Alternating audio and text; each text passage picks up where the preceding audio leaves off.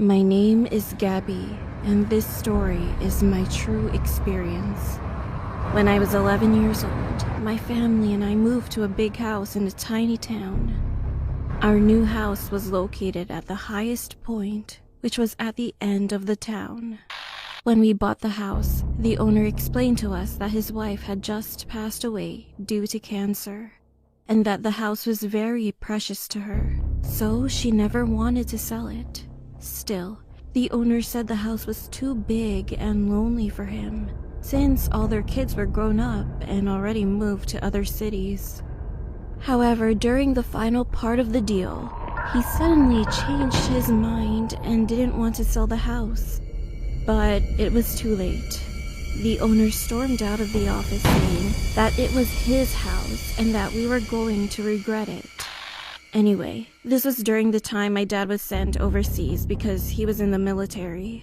So my mom, my older brother, and I had to live by ourselves for 6 months. During that time, we had really weird experiences. Sometimes we would wake up to the sound of a goat in our backyard. It would last the whole night. The next morning, we talked to the neighbors and asked if one of them had goats, but none of them did. So at first, we just decided to ignore the issue and leave it alone. Now, just for your information, our house design was kind of odd. Downstairs, we had my room, my brother's room, my soon-to-be-born sister's room, and a weird wide walkway that led to the backyard. And upstairs, we had a kitchen, living room, and my parents' room. The downstairs was underground, and the upstairs was technically the first floor.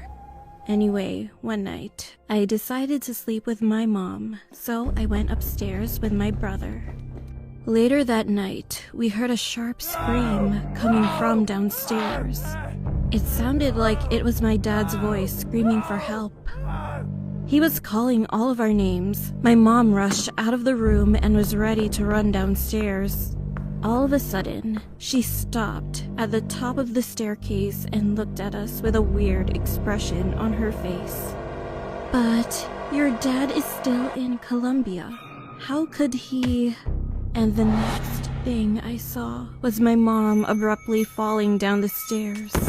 That moment was so horrible. It was like someone pushed her backwards before she was able to resist.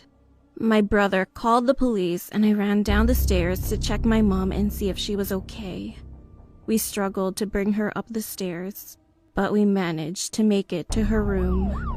When the police and ambulance arrived, they took my mom to a hospital and left 2 officers with us that night.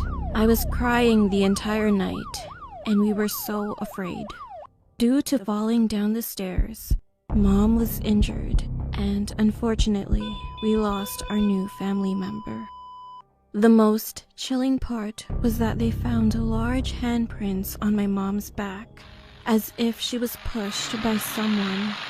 This led to an investigation, but they had to leave the case open because no one was found in our house, other than the 3 of us.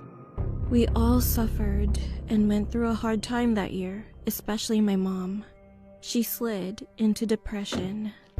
When she recovered, we moved the following year. However, more things happened throughout the year, but not as bad as the previous one. Just footsteps, broken plates, or similar stuff to that.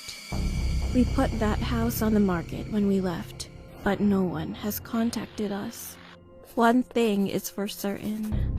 I hope that we never have to go back to that creepy house again. I really, really don't want to go back.